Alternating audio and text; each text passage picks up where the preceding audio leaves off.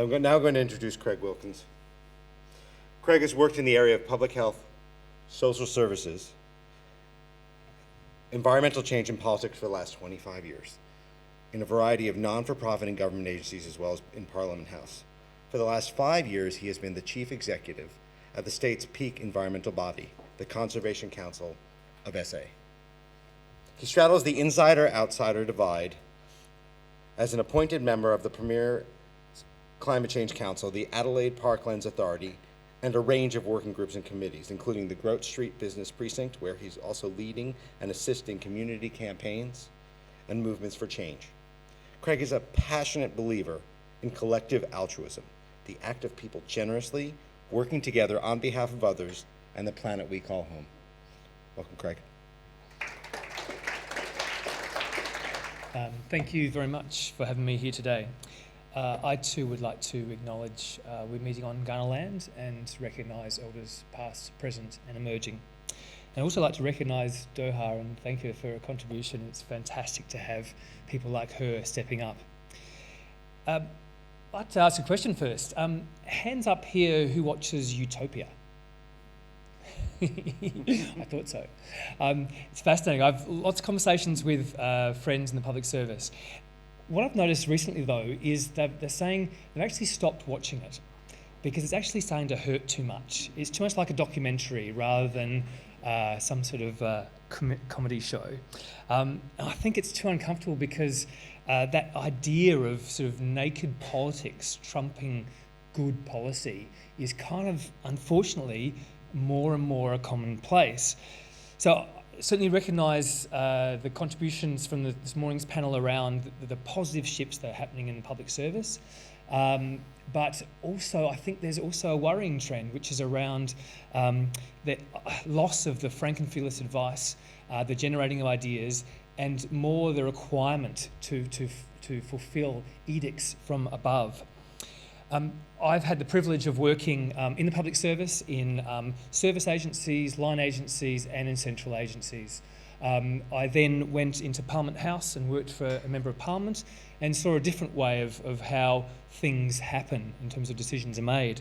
I then shifted again into civil society organisations and am currently the head of a peak body. And I think in terms of my sense of how policy should and can happen, each of these areas are essential and each has a role, and how they interact is actually the key to a healthy democracy. And when it works, when it all lines up, it's beautiful. I think an example of that is perhaps a response to the blackouts that happened in South Australia a few years ago. And it was clearly a crisis. What happened was a really lovely alignment of political will alongside some fantastic internal work within the public service, alongside a whole lot of community support, all lined up, and in a space of a very short space of time, some really, really impressive things happened. To the point now where yesterday there was an announcement that the federal government was investing to expand the big battery in Jamestown.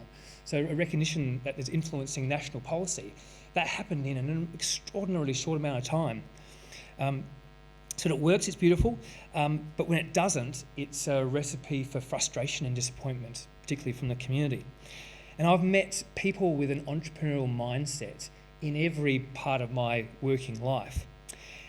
I'd actually argue that people like Doha and other sort of social activists, vegan vigilantes, Extinction Rebellion protesters, they're actually entrepreneurs.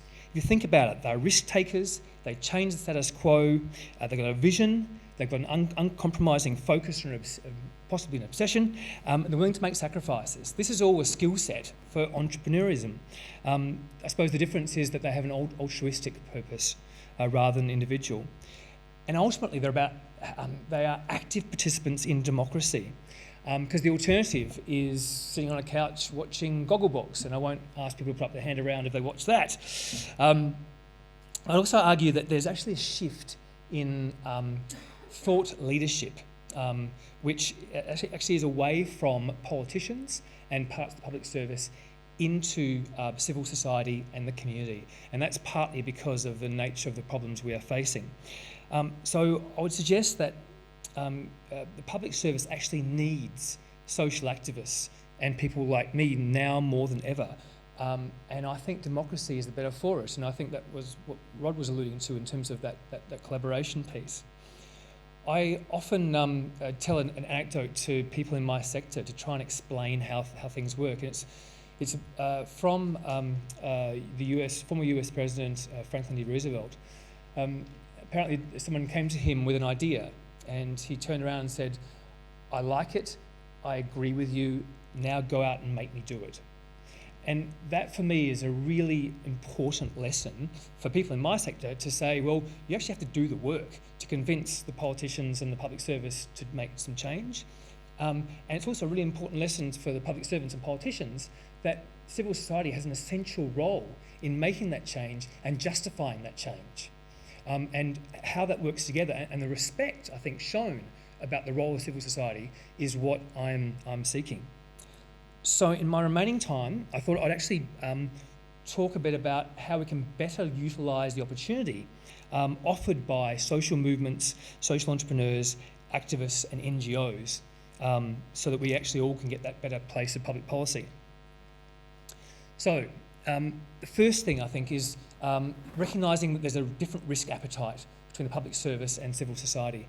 Opportunity to trial, we talked about the Splash program, but that's a useful example of that. But essentially you can outsource risk to someone else to do it, to try and innovate and then bring those learnings back into the public service.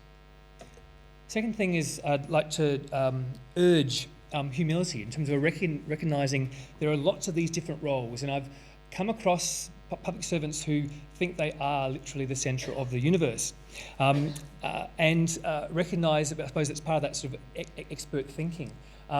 Really important role, but it's not the only role, and there are lots of other people, particularly in the community, who have in many ways deeper knowledge of issues and therefore deeper understanding of possible solutions.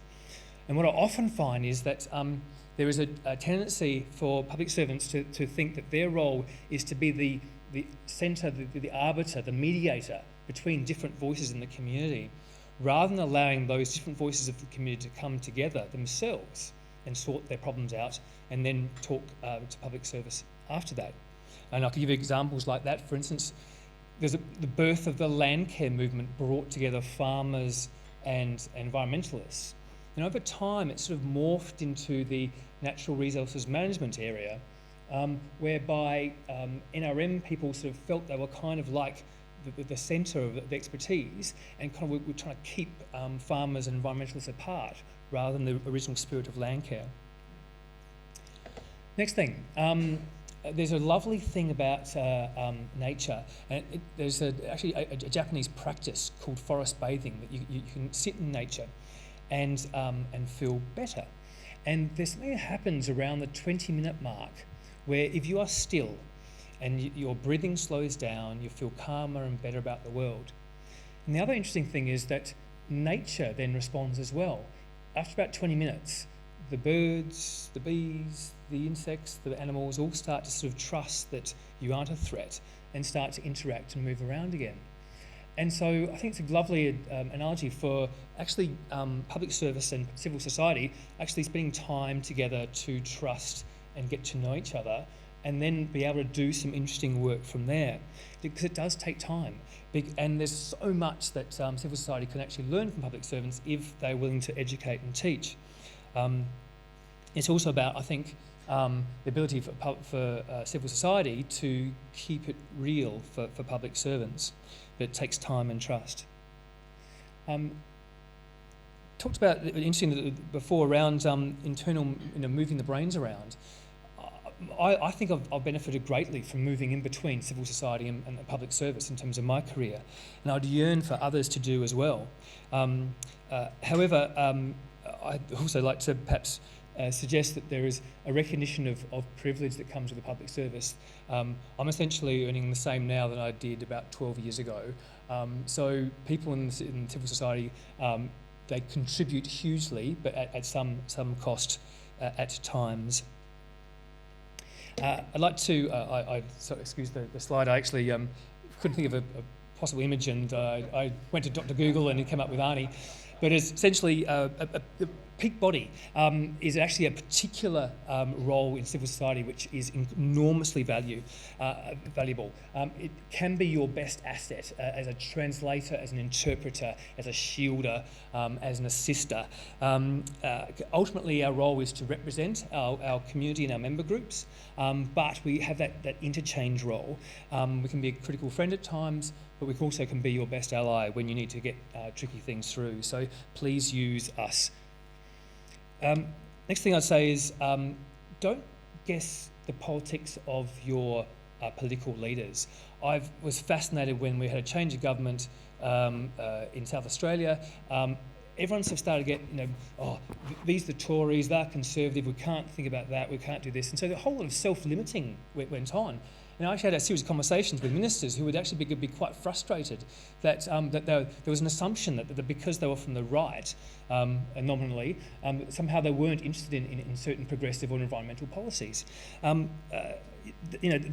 The difference between Labor right and moderate Liberal is not very much. So I'd encourage you to not self-limit yourself around that.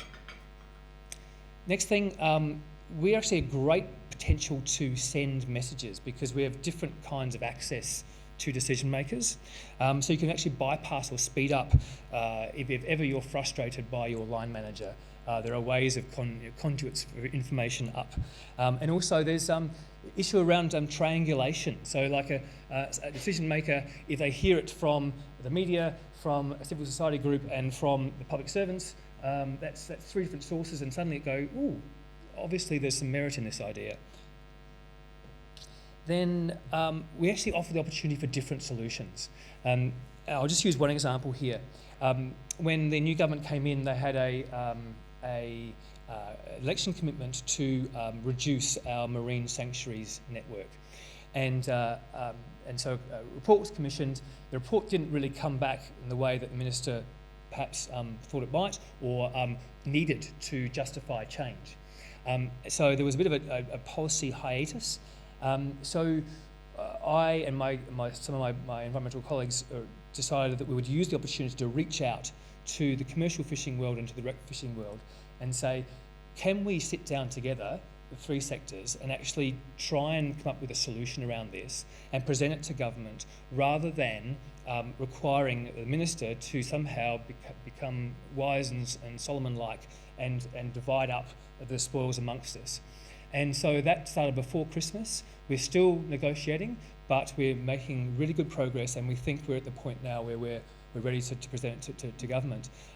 There is an opportunity around that, which I think is a different one than the public service. And last couple of points.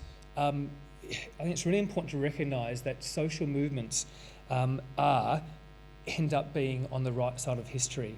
If you think about suffragettes, if you think about ultimate climate change, civil rights, changes to bad tobacco and health, all these mass movements from the community ended up being default, best thinking.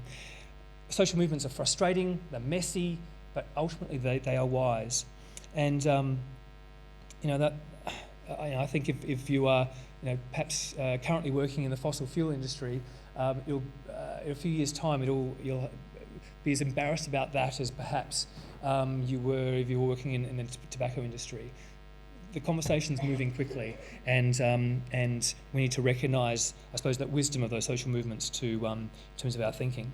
And finally, I would argue that your personal responsibility is as a citizen first, not as a public servant first. Particularly as we face wicked problems like climate change, which requires transformative and hugely challenging thinking about how we operate. We are not in a business as usual world, which has been alluded to before, and sometimes there'll be edicts and requirements from your political leaders which aren't in the best interest of the community.